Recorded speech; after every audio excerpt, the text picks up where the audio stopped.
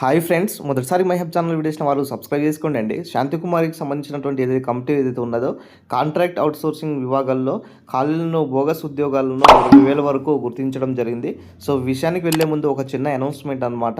Year round of January నుంచి December వరకు 2025 సంబంధించినటువంటి పీడిఎఫ్స్ కేవలం 100 రూపీస్ ఇస్తున్నాము. ఇంట్రెస్టెడ్ క్యాండిడేట్స్ ఇక్కడ కింద ఛానల్ ఇక్కడ వాట్సాప్ నెంబరు అదేవిధంగా ఫోన్పే నెంబర్ ఇచ్చాము. మీరు కనుక ఆ ఫోన్పే రిసిప్ట్ వాట్సాప్కి పంపిస్తే మేము ఈ యొక్క పీడిఎఫ్స్ను పంపిస్తాము. దాదాపుగా 30 టాపిక్స్ ఉన్నాయండి. సో ఇక్కడ చూడొచ్చు సార్, ఇక్కడ మనకు శాంతికుమారి గారి నేతృత్వంలో ఏర్పాటు చేసినటువంటి ఖాళీల విభాగంలో ఏదైతే కమిటీ ఏదైతే ఉన్నదో, సో కాంట్రాక్ట్ అవుట్సోర్సింగ్ విభాగాల్లో మరి కొన్ని రోజులుగా మరి దీనికి సంబంధించినటువంటి లెక్కలు తేలలేని కారణంగా మరి ఇంటెలిజెన్స్ వర్గాలు కూడా దీనిపైన పనిచేయడం జరిగింది. అదేవిధంగా విజిలెన్స్ కూడా దీనిపైన సమగ్రంగా ఒక ఎంక్వైరీ చేసిన తర్వాత దాదాపుగా 20,000 వరకు ఉద్యోగాలు బోగస్ ఉద్యోగులుగా ఇక్కడ తేలడం జరిగింది. సో పని లేకుండా 5 ఏళ్లుగా జీతాలు తీసుకున్నారు. 5 ఏళ్లలో 10,000 కోట్లకు పైగా ఇక్కడ భారీ కుంభకోణం జరిగిందనేసి ఇవ్వడం జరిగింది. దీంట్లో హెచ్ఓడీలు, కార్పొరేషన్లు, యూనివర్సిటీల్లో అధికంగా నిధులు గోల్మాలయ్యాయనేసి కొనసాగుతున్న ఇంకా విజిలెన్స్ ఎంక్వైరీ. ఇప్పటికే 7,000 మంది ఉద్యోగుల జాబితా తొలగింపు అనేసి కూడా ఇవ్వడం జరిగింది. రాష్ట్రంలో contract and outsourcing part time ఉద్యోగులు సుమారుగా 20,000 మంది పైగా ఈ యొక్క ఉన్నట్లుగా అధికారులను నిర్ధారణ చేసినట్లుగా సమాచారము. సో అయితే రీసెంట్గా మనకు శాంతికుమారి నేతృత్వంలో ఏదైతే కమిటీ ఏదైతే ఉన్నాయో ప్రభుత్వ ఖాళీలకు సంబంధించినటువంటి అదేవిధంగా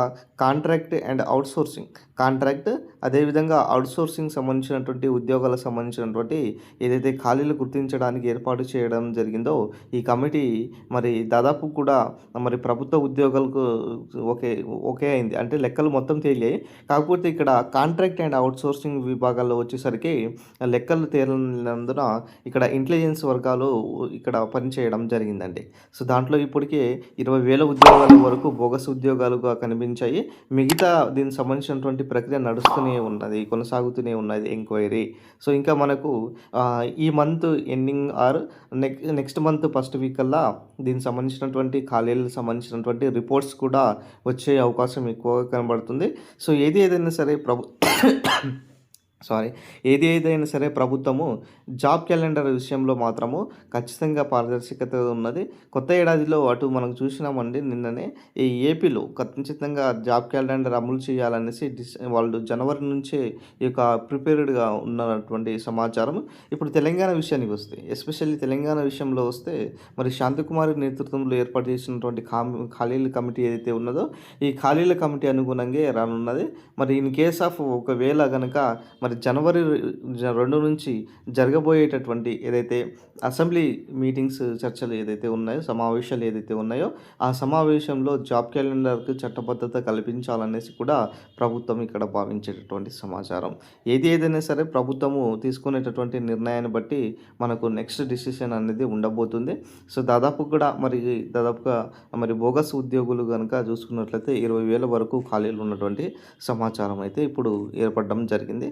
సో మొత్తానికి అయితే Telangana public service commission TGPSC Telangana public service commission దాదాపుగా మరి భారీ ఎత్తున ఈ యొక్క నోటిఫికేషన్స్ ఇవ్వాలన్న ఉద్దేశంతో దాదాపుగా 40 నుంచి కూడా 50,000 మధ్య వరకు ఈ యొక్క నోటిఫికేషన్ అయితే రానున్నది. దీంట్లో గ్రూప్ 1 సంబంధించినటువంటి విషయానికి వస్తే దాదాపుగా 200 నుంచి 300 వరకు కూడా ఈసారి ఎక్స్పెక్ట్ చేసే అవకాశం ఎక్కువగా కనబడుతుంది. గ్రూప్ 2 అభ్యర్థులు కూడా సేమ్ యాజ్ ఇట్ ఈస్గా 1,200 వరకు కూడా పోస్టులను ఎక్స్పెక్ట్ చేయవచ్చు. తర్వాత DSC సంబంధించినటువంటి విషయానికైనా సరే, మిగతా సంబంధించినటువంటి విషయానికైనా సరే మరి ప్రభుత్వము దీనిపైన సానుకూలంగా ఉన్నది. ఏదైనా సరే ప్రభుత్వము ఈ ఇయర్లో మరి జాబ్ క్యాలెండర్ ఇచ్చే ప్రయత్నంలోనే ఉన్నది. 2026లో రానున్నది. సో ఇది ఈరోజు సంబంధించినటువంటి అప్డేట్. వీడియో నచ్చిన లైక్ చేయండి, షేర్ చేయండి, సబ్స్క్రైబ్ చేసుకోండి.